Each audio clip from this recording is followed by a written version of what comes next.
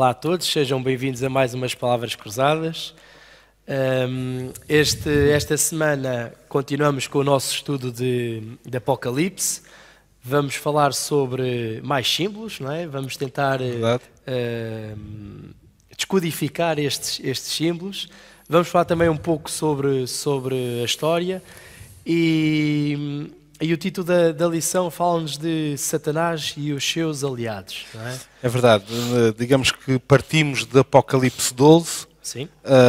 E vamos cobrir um período vasto da história da humanidade, com diferentes períodos dessa mesma história: Império Romano, os impérios que vieram, as nações que vieram depois do fim deste Império Romano, vários poderes políticos, poderes religiosos. A queda de alguns também. A queda de alguns, é verdade. Muitos símbolos à boa maneira, digamos assim, do Apocalipse, com bestas, com diferentes características e por aí fora. Mas eu gostava que nós começássemos por um aviso que a lição nos deixa logo no seu início, é que, eu vou ler: quando estamos perante profecias ainda não cumpridas, como acontece com aquilo que nós vamos estudar ao longo desta lição, precisamos de ser mais cautelosos. Exatamente. Deus mostra-nos o que vai acontecer no tempo do fim, de maneira a não sermos surpreendidos, mas Ele não nos diz todos os pormenores que gostaríamos de conhecer. Devemos nos lembrar que, embora essas profecias nos digam o que vai acontecer no tempo do fim, elas não nos dizem quando, nem exatamente como se desenrolarão os eventos finais. Portanto, é engraçado que eu tinha aqui sublinhada essa parte aqui da lição, porque achei interessante. É isso mesmo que estavas a ler, não é? Deus diz-nos, mostra-nos como é que vai ser, no entanto, não nos mostra na totalidade, não nos revela tudo na totalidade. E depois a lição até diz mesmo para nós sermos cuidadosos em não especularmos, que é uma coisa que o ser humano gosta muito de fazer. Temos aquele ditado de quem conta um conto acrescenta um ponto, não é? E diz mesmo para nós não especularmos, não é? Eu acho que, e depois termina este aviso, este alerta, com uma frase que eu acho que também é essencial. Não nos esqueçamos de que as profecias do Apocalipse têm propósitos práticos. Primeiro, ensinar-nos como devemos viver hoje, e segundo, como estamos preparados para aquilo que vai acontecer no futuro. E devemos nos centrar nestas questões e menos no pormenor, que seria muito interessante, mas que, como nós vimos há 2 lições atrás, Deus não revela tudo. Claro. Há coisas que Deus preferiu não revelar por e é engraçado sua sabedoria. Não é? É engraçado nós vemos esta parte do Apocalipse como algo prático. Às vezes temos dificuldades em ver o livro do Apocalipse como um livro que seja prático, como algo que nós consigamos colocar em prática do nosso dia-a-dia. Não é? Mas como um livro teórico de profecias e de acontecimentos e de simbolismos. E algo que às vezes nós não conseguimos colocar na prática. Não é? E começamos por falar em símbolos. A lição avançamos para o primeiro. Avançamos logo para o primeiro, em Apocalipse 13, nos primeiros versículos deste capítulo. Capítulo 13. Aqui conseguimos ver, acho que quem conhece minimamente Apocalipse associa sempre Apocalipse a este nome, né? A besta. Né? É um nome que realmente não é muito agradável. Até inclusive nós utilizamos quando alguém, estamos chateados com alguém, ou quando alguém faz algo errado, dizemos és uma besta. Tem uma conotação negativa, extremamente negativa. Concordo. E vamos agora ver aqui esta besta do mar. Esta besta do mar é um ser, digamos assim, completamente, como direi, que nós não conseguimos perceber, não é? A maneira de ser 7 cabeças, 10 chifres, quer dizer... Pois, provavelmente se nós hoje olhássemos para esta besta, como o João pôde ver nesta revelação, se calhar não, acho eu, provavelmente escreveríamos de uma maneira diferente, de outra forma, não é? Digamos que aqui havia um referencial para João, que eram estes animais conhecidos, o urso, o leopardo, o leão, e ele vai dizer que esta besta tem várias características, tinha os pés semelhantes a um urso, sim, a boca semelhante como a de um leão e no resto do corpo, digamos assim, seria semelhante ao leopardo. Há aqui um pormenor interessante. Esta besta é uma besta que sai de um determinado local. Do mar. É uma besta do mar. E no mar... E o que é que simboliza o mar? O que é que simboliza o mar aqui? Estamos aqui a falar de o mar, nós associamos sempre o mar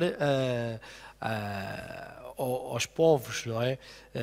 Aqui a lição diz mesmo, o mar representa as áreas largamente habitadas da Europa. Não é? E onde a besta do mar se levanta para dominar depois da queda do Império Romano. Portanto, o período na história da humanidade onde nós nos podemos situar para perceber melhor o que é que está a acontecer aqui é depois da queda do Império Romano. E fala-nos aqui de um poder que, sendo político, tem também ao mesmo tempo uma componente religiosa. E depois podemos aprofundar cada pormenor desta besta. 7 cabeças e 10 chifres, que são características semelhantes ao dragão que tinha sido explicado no capítulo 12. E digamos que há aqui uma íntima relação entre esta besta, este ser, e esta Roma do seu início do Império Romano, quando era um império predominantemente ou maioritariamente pagão. Portanto, sem um movimento religioso, digamos, associado ao cristianismo. E depois podemos ver que, se continuarmos a descodificar estes códigos todos, né? Vemos que as cabeças da besta, o que é que simboliza? São os reinos que Satanás usou, não é? para perseguir o povo de Deus. E depois vemos que os 10 chifres apontam, e essa fase aqui para uma ligação a Daniel, que simboliza as nações que saíram exatamente daquele império que estavas a falar, que é o Império Romano, depois da sua destruição. E isto faz-nos lembrar da estátua de Nabucodonosor, dos pés de ferro e de barro que não se uniam. E, portanto, é até interessante porque temos 10 dedos, 5 em cada pé, e vamos ter aqui 10 chifres, 10 nações que depois do fim do Império Romano vão se impor e vão surgir aqui na região da Europa. Depois, há também aqui uma componente porque antes de terminar o Império Romano, há aqui uma mudança marcante neste império. Aquele império que começava por ser um império predominantemente pagão, agora assume, a partir de uma determinada altura, que a sua religião oficial passa a ser o cristianismo e cria-se assim, digamos, uma união entre um movimento religioso e o Estado em si, tendo o Estado a força para impor um determinado conceito religioso. Não é? Há aqui uma ligação destes dois grandes poderes. Não é? É interessante também que, voltando novamente a Daniel, estas características do urso, do leopardo, estão relacionadas com Babilónia, não é? Com Babilónia, aquelas 4 bestas que Daniel usava no seu capítulo 7, que representavam a Babilónia, a Medo-Pérsia, a Grécia e depois a Roma, não é? E é engraçado aqui que João faz o inverso, não é? Começa pela quarta besta, né? Digamos assim, que é pelo Império, mais do Império Romano. Podia ter sido porque era o Império onde ele vivia e ele faz um flashback, recordar daquilo que estava pelo passado. Há aqui outro pormenor interessante que achei, porque isto resume-se muito também, e ao longo da lição vamos ver, já outras lições vimos, a quem reclama o poder. Não Sim, é? Nós acho que temos visto sempre que a questão da adoração e da soberania, não é? Exatamente, a adoração, a soberania, o poder, quem é que fez, quem é que tem esse direito, quem é que tem esse poder. E a lição fala-nos que aqui o dragão deu à besta o seu poder, transferiu, digamos assim, deu totais poderes para. E compara mesmo, da mesma forma que Deus deu o seu trono e a sua autoridade a Cristo. Ok. Portanto, há aqui novamente esta luta pela soberania e digamos, pelo domínio desta terra, em que Satanás tenta sempre usurpar este domínio e este direito de de ser o dono, de ser, digamos, substituir o Criador desta terra. De proclamar que Ele é que é o autor. Que Ele é que é o Senhor exatamente, e não. E, portanto, vemos aqui que esta besta enquadra aqui neste conceito, portanto, recapitulando, poder político, poder religioso, que se quer sobrepor a Deus e a Cristo como verdadeiros senhores deste mundo, desta terra criada, não é?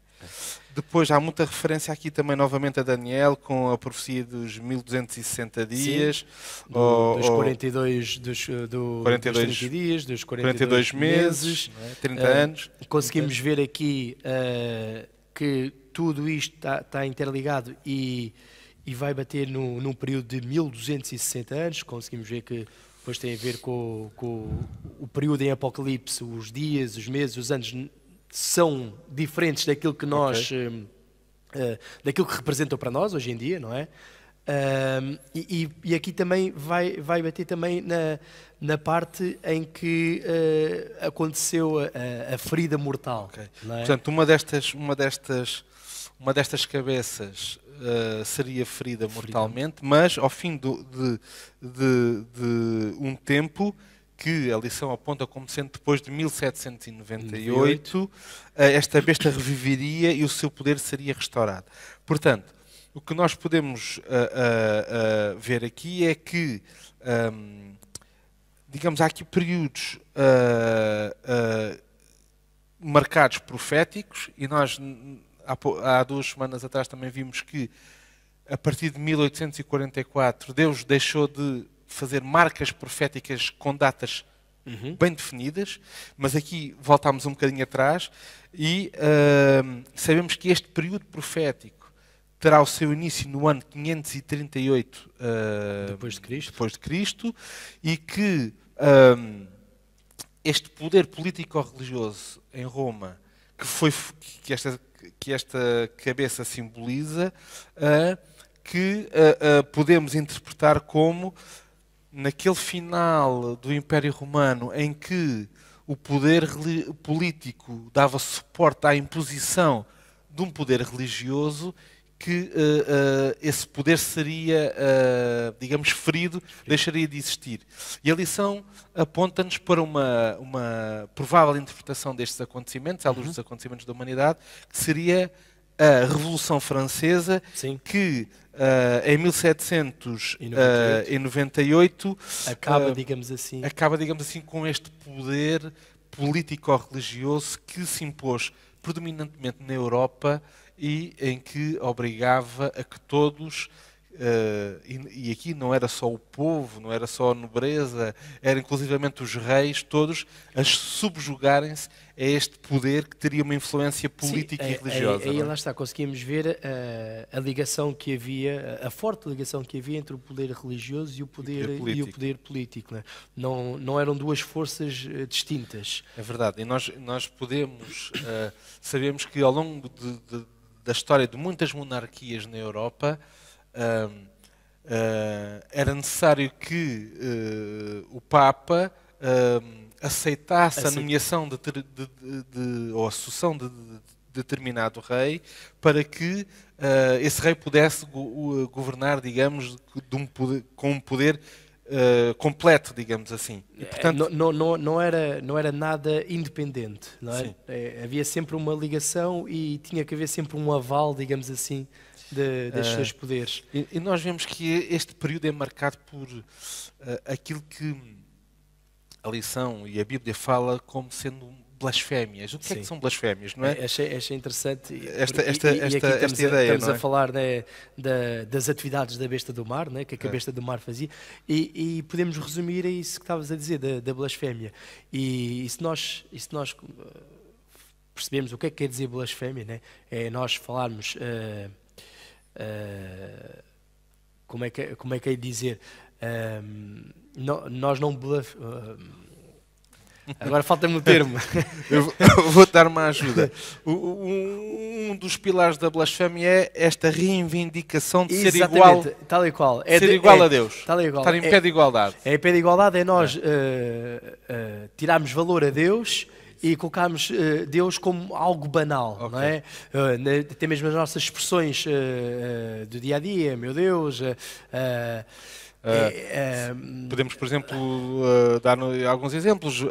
Negar a existência de Deus, dizer que Deus é uma ideia cultural e que não existe na realidade. Foi o destino, enfim. Temos... E há aqui outro, repara, temos que usar sempre aqui estes dois poderes. Eu penso que podemos sempre tentar olhar sempre com duas perspectivas, um poder político e um poder religioso. E há aqui esta parte da religião que entra aqui, eu tenho o mesmo poder, eu tenho a mesma autoridade que Deus. E aqui, ao fim e ao cabo, é nós substituirmos Deus por algo, neste caso, né? E é engraçado ver que, e temos aqui o tempo, é curioso que o tempo aqui que é referido está tudo interligado, em que durante esse período todo o principal objetivo era sempre a blasfémia. Verdade. Repara, nós estamos a falar de um período da história humana em que temos um movimento religioso que se impunha apoiado por um movimento político, digamos assim, não é? E o que é que acontecia aqui? As pessoas que queriam ver os seus pecados perdoados pagavam. Sim. Pagavam, e este poder religioso dizia: sim, senhora, eu sou o representante de Deus na Terra, eu sou o substituto de Deus na Terra, eu posso perdoar esses pecados. Eu tenho poderes tenho dizer essa capacidade de atenção. Eu posso. E vemos aqui que há uma substituição até de Cristo, Cristo como o único advogado que nós temos, o único intermediário entre nós, os nossos pecados, e Deus e a purificação desses pecados. Surge aqui um poder que diz: não, essas competências são minhas. E portanto, vemos a blasfémia vem por aí. E há outro menor, é que assim, hoje em dia nós temos mais meios, mais conhecimento do que na altura, não é? É verdade. E repara, quando as pessoas se deparavam com esse tipo de discurso, seguramente que através do medo ou da falta de conhecimento, a solução que tinham era de acreditar que realmente, se calhar, então tem que pagar para... E muito provavelmente aquilo que ele está a dizer, ou este poder religioso, realmente é mesmo verdade. Muitas destas ideias acho que eram vividas nesta altura, hoje em dia, para nós são perfeitamente descabidas. Sim, não é? sim, Mas sim, não nos podemos esquecer que neste período medieval a maior parte das pessoas não sabia ler, não havia bíblias, não havia escrituras, não havia livros à disposição das pessoas.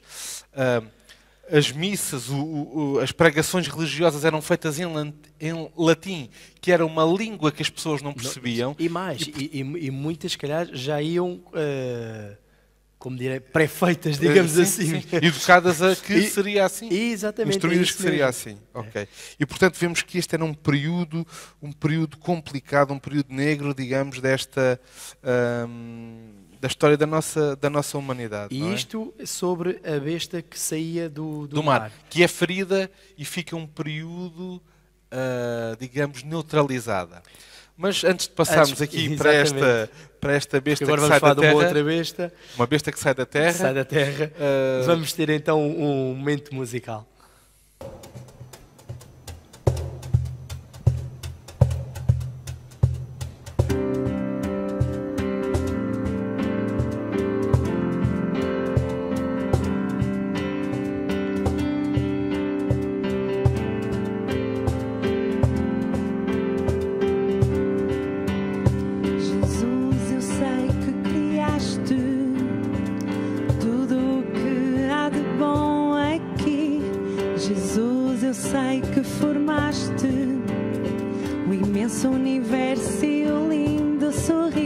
Foste tu que pintaste as flores e às frutas deste o sabor. Tudo criaste com amor e por isso eu quero viver uma entrega total a cada dia, uma vida de oração, um constante confiar, uma esperança inesgotável.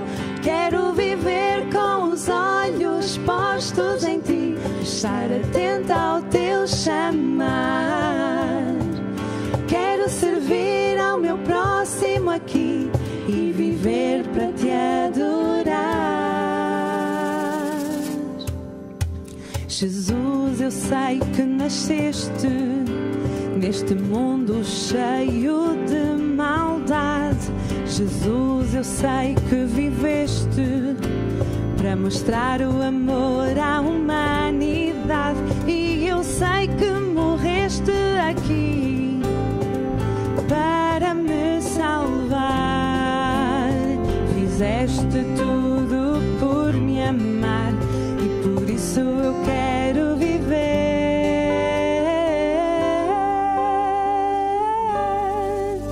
Uma entrega total a cada dia, uma vida de oração, um constante confiar, uma esperança inesgotável. Quero viver com os olhos postos em ti, estar atenta ao teu chamar. Quero servir ao meu próximo aqui e viver para te adorar. E agora eu sei que posso esperar tua vinda aqui para o mal terminar. E agora eu sei que posso aguardar, pois virás como rei, o amor vai reinar. Todos juntos estaremos para sempre louvar. Sei que em breve tu voltarás, Jesus, e por isso eu quero viver. Uma entrega total a cada dia, uma vida de oração, um constante confiar, uma esperança inesgotável. Quero viver com os olhos postos em ti, estar atenta ao teu chamar. Quero servir ao meu próximo aqui e viver para te adorar, te adorar.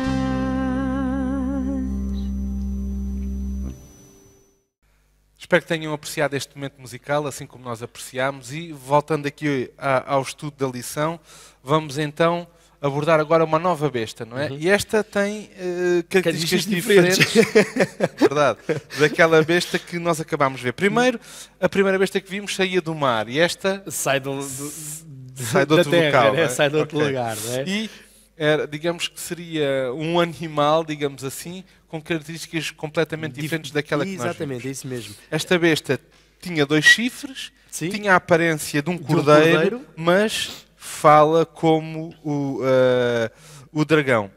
E a lição diz-nos que esta besta, com estas características, é uma besta com uma influência, um poder mundial do mesmo calibre que a besta anterior, Exato. não é?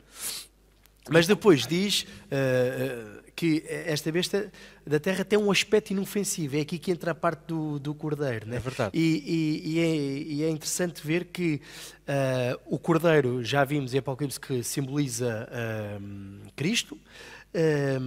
E esta besta, uma das características e a lição aborda isso, é de representar. Né? De ser como se fosse um ator, né? Passar por cordeiro, não o sendo. Tem uma aparência de cordeiro e nós vemos que na Bíblia cordeiro é um símbolo de Cristo. Portanto, é alguém que tem um aspecto inofensivo, como um cordeiro, bondoso.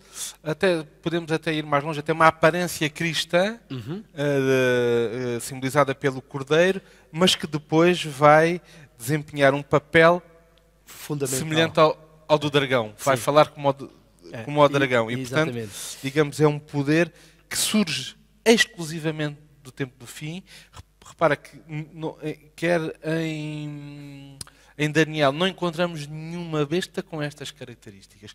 Portanto, digamos, este será um novo ator que surge, que tem o seu aparecimento exatamente neste período final da história da humanidade. E a época que aparece, e todas as características, a lição diz-nos que aponta para que esta besta, digamos, seja aquilo que hoje em dia conhecemos como os Estados Unidos da América. É verdade. Não é? Eu acho que nós podemos olhar, tentar ver que princípio é que está subjacente àquilo que nós vemos aqui.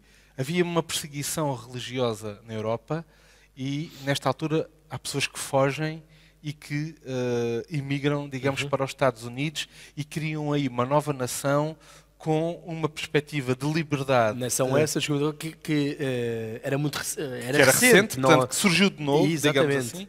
Embora os índios já habitassem aquele continente, mas é uma nação que está a surgir de novo e em que, devido a ter a sua origem nesta perseguição, digamos, europeia, que muitos fogem, há dois componentes que são característicos desta nova nação. Uma é o respeito pela liberdade individual e a não imposição de, digamos, uma doutrina religiosa, ou seja, havendo aqui uma separação entre o Estado e o poder religioso, digamos assim. Era exatamente o contrário do que tinha acontecido, na Europa. E o que nós podemos ver é que, olhando para aqui, então, nós vemos o surgimento de uma nova civilização, um novo país, uma nova mentalidade, podemos ir de uma forma mais abstrata, que defendia que devia haver liberdade e devia haver separação entre o poder político e o poder religioso. E, portanto, se nós não quisermos atribuir,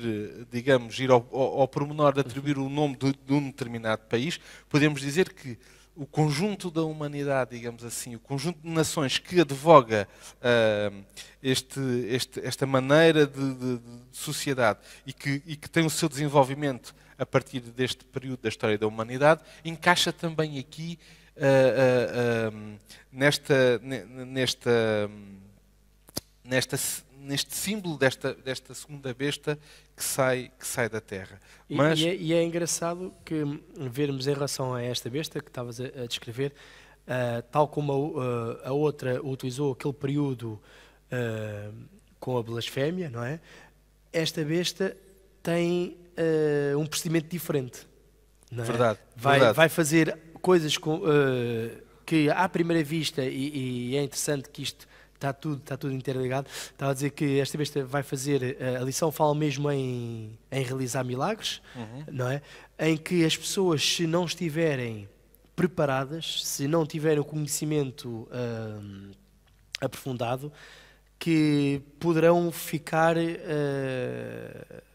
na dúvida de não saber se é, se não é. Nós sabemos que nos tempos do fim muitos virão a dizer que são Cristo, que vão aparecer os falsos profetas, que irão fazer os tais...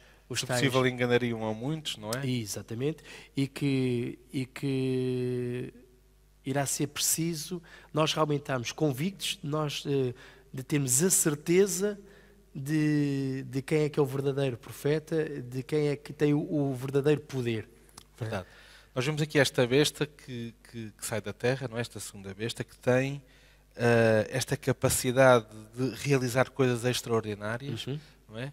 Que João descreve como maravilhas. Maravilhas, sim, exatamente, é isso mesmo. Portanto, que hoje nós diríamos que seriam prodígios ou eventos extraordinários e que, com base nisto, digamos, com base na sua reputação, e dando poder a esta cabeça que tinha sido ferida na primeira besta, anteriormente, que voltaria a dar poder novamente a esta pequena cabeça que tinha sido ferida e que tinha ficado, digamos, neutralizada ao longo deste período. Então, olhando para estes dois fatores, o que nós podemos dizer é que nesta etapa final, o que João nos está a dizer é que haverá novamente a junção de um poder político a um poder religioso. É como se voltássemos ao início. É como se voltássemos Fizemos, ciclo. Exatamente, demos a volta e chegámos ao ponto de partida, não é? E digamos que aquela besta que representaria uma nova visão da religião, que acompanha aqui também o surgimento do protestantismo, uma visão em que a Bíblia tem que estar disponível para todos, a Bíblia deve ser lida por todos, individualmente devemos ter uma comunhão com Deus, o único intermediário entre nós e Deus é Jesus Cristo e mais ninguém, não há ninguém que possa ser intermediário. Esta nação, este movimento, digamos, mundial, porque não foi só os Estados Unidos que depois adotou uma cultura protestante, uma cultura de uma nova mentalidade e de uma nova forma de viver o Estado e a religião. Vários países do norte da Europa também adotaram o protestantismo nesta altura. E, portanto, nós vemos que a partir de um determinado momento deixará de haver esta separação. Exatamente. É como se rasgasse com o seu passado, com as suas origens e voltasse àquela união do poder religioso com o poder, com o poder político. Não é? Recordando aquilo que nós dissemos no início, que Deus não nos dá todos os pormenores, aqui, digamos que nós não conseguimos, nós podemos imaginar, olhamos para a primeira besta e vimos que houve perseguição motivado por um poder político e um poder religioso àqueles que mantinham uma fé diferente e aqueles que não aceitavam, a tendência que nós temos para esta etapa final é dizer vamos ter uma perseguição igual. Não é? E porque nós ainda não passámos, ou seja, é sempre fácil ainda para nós vermos as outras histórias que acabam, claro. Né? Esta ainda não sabemos. Agora, tal como, por exemplo, deixa-me dizer, interromper-te, o sinal da besta, não é? Nós não sabemos como é que vão ser essas perseguições, nós não sabemos, a lição fala-nos aqui que não será literal. Eu associo sempre esta coisa do sinal da besta, existem alguns filmes, por exemplo, quando nós vamos ao jardim zoológico ou a algum parque temático, queremos entrar e depois queremos sair, o que é que geralmente se faz? Colocam um carimbo, não é? E aquilo para as crianças faz muita confusão porque o carimbo geralmente não é visível. Mas é que ele consegue detectar com uma luz, consegue ver. E eu recordo-me que sempre pensei que o sinal da besta, quando era mais jovem, será que isto vamos ter algum carimbo ou na testa ou no braço direito? E a lição fala-nos que o sinal não vai ser literal. Não é? E é aquilo que estavas a dizer. Nós aqui temos, devido ao passado, nós achamos que então vai haver uma nova perseguição nos mesmos moldes do que houve a anterior. Não é? E não estou a dizer que não é. Que não é, mas também não. O que é que dizia no início da lição? Não temos os pormenores todos. Para não especularmos. Não é? Olhando para os princípios que estão subjacentes, é que haverá um poder político e haverá um poder religioso e que quer impor determinados conceitos. Exatamente. E que esses conceitos visarão duas coisas: substituir a autoridade de Deus e usurpar a soberania de Deus em relação a esta terra. Isto nós temos a certeza que será assim. E é interessante quando tu dizes que isto não será um sinal na testa ou na mão, literal, né? E já houve N teorias sobre isto, a teoria do chip, a teoria dos códigos de barras, sim. E por aí fora há sempre muita gente há sempre muita especulação, gente que tem muita imaginação e que gostava de acertar, mas se calhar a probabilidade de acertar é mínima, é tão baixa como acertar no Euromilhões ou ainda mais baixa. O que é certo é que aqui há duas características. Enquanto o selo de Deus é só um e simboliza e marca os filhos de Deus, este selo da besta pode ser colocado em dois sítios, não é? Ele diz que é na testa e na mão. Eu sempre imaginei assim, repare, e a lição confirma isto, que na testa simboliza quem de uma maneira consciente e convicta e com raciocínio assume seguir este caminho alternativo à autoridade de Deus, e os na mão, aqueles que não pensam, mas é mais fácil. Exatamente. E seguimos a maré, não é? Seguimos a maré. E, portanto, são aqueles que, bem, se a maioria faz, nós também somos, então vamos com a maioria, também. Não é? Enquanto que com Deus, isso vai fazer diferença. O que é interessante aqui é que com Deus não há o ir com a maioria. Exato. Ou é algo raciocinado, pensado, de relação com Deus, e então aí aceita-se ser filho de Deus e ser selado como herdeiro, como irmão de Jesus, como herdeiro da vida eterna.